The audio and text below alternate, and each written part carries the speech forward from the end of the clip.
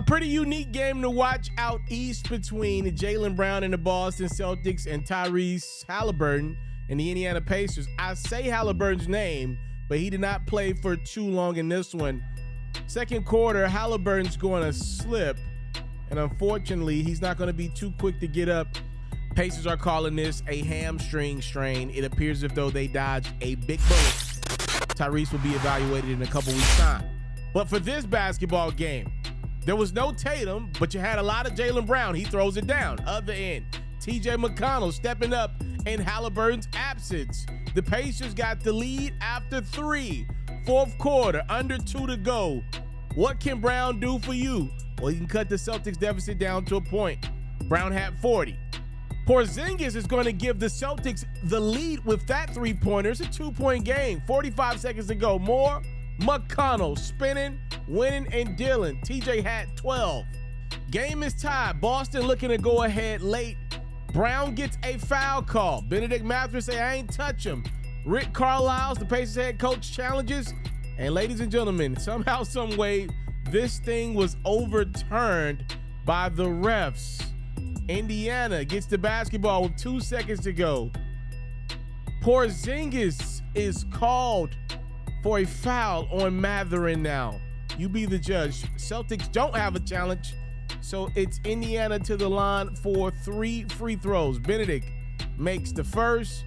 He would make the second and then intentionally miss the third. The Celtics are going to grab the ball, call a timeout. They got 0.3 left to try to work up something. Cornette nearly tips it in. Nice play design from Boston, but Cornette cannot finish the game-tying layup attempt, which means the Celtics fall to the Pacers without Halliburton. They didn't have Tatum. 133-131 is your final. If you are like me and love flexing your NBA knowledge, you should head over to the best place to play fantasy sports. That's Underdog Fantasy. For me, I love the pick'em game. It's super simple to play too. All you got to do is go to the Underdog Fantasy website or app, pick whether a player will have a higher or lower stat line for that game, get all your picks right, and you can win up to 20 times your money. And when you sign up, if you use my code FERRO, your deposit will get doubled.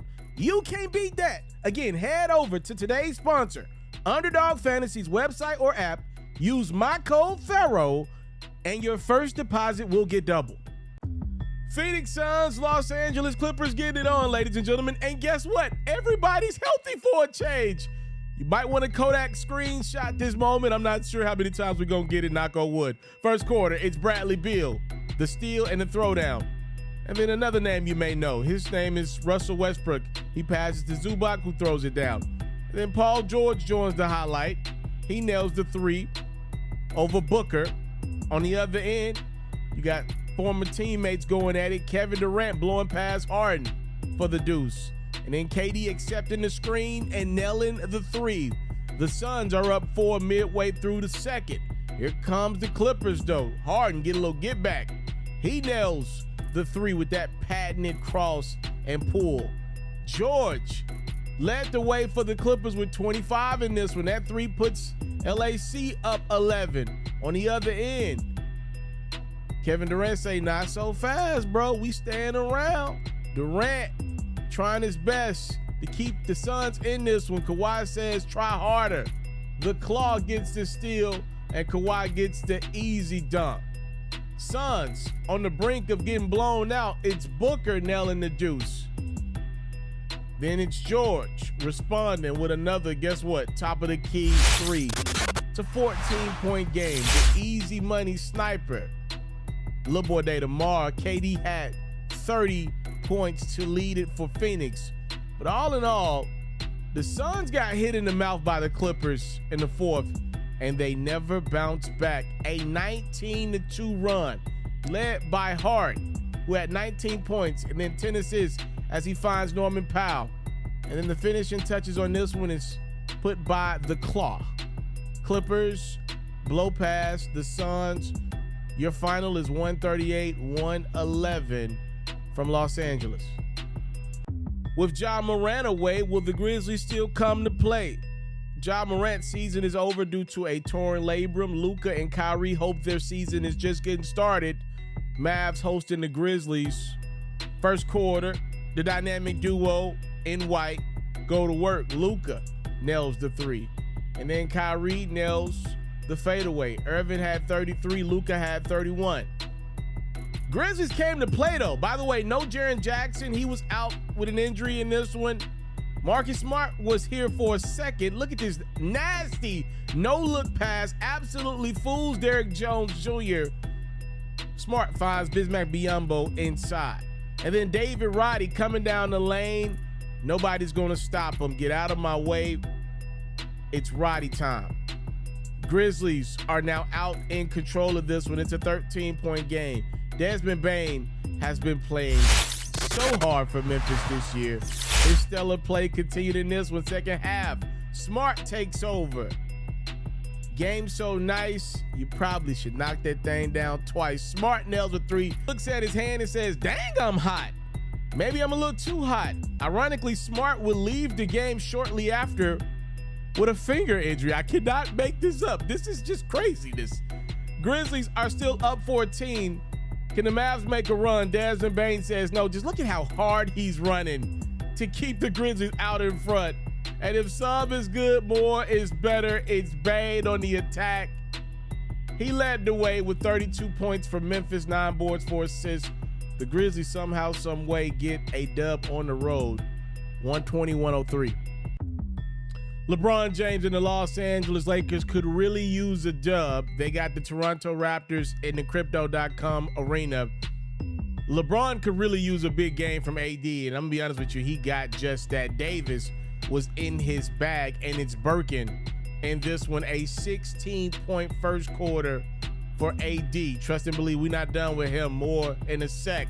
But first, pay homage to the king, LeBron, with one of those pull-up, I'm stronger than you three-pointers from the logo. On the other end, it's RJ Barrett putting in some work for his new squad, the Raptors. How about a 14-point second quarter for Barrett? He had 23 in the game. Raptors are now in control. Third quarter, it's LeBron right down Main Street. LeBron not done yet. Year 21 where? LeBron attacking the rim and just getting what he wants. And then D'Angelo Russell nails the three off the bench nowadays, still productive. And speaking of nailing long shots, how about this dude nailing a shot to win $100,000? 100,000 of them fags. Shout out to dude. We're in the fourth quarter now. Raptors trying to hold on to a big win in Scotty Barnes. And then AD responds. Lakers down by 3. Here comes LeBron, stopping, popping, and pulling. LBJ had 22 points, 12 assists, 5 boards. Lakers are now out in front. It's LeBron finding AD, which in this game was a really good decision. Lakers now trying to hold on, but Gary Trent Jr.'s got other plans. The Raptors nail a 3 and go up a point. Here comes Davis again. This is all a part of this 41-point explosion on Toronto. Pause. And he also played some defense. How about AD with the block? Davis added 11 boards, 6 assists. I heard during the timeouts, he cleaned a couple tables, mopped a couple floors. The Lakers hold on. By the way, one of the stories of this game was the refs. A lot of free throws for the Lakers, not so many for the Raptors. 23-2 was the fourth quarter free throw disparity in favor of the Lakers. Lakers win it by a point. I want to salute you, homie, for building your own thing and doing your own thing. Why build theirs when I believe I can build my own? You've already done it, or I wouldn't be here. I'm already the only elite sports and music journalist in the game today. My goal is simple, to be the best there's ever been. So, please don't go. Make sure you subscribe and follow the journey. It truly means everything to me. I tell stories. I talk music. I cover sports. I am culture. I am FERRO.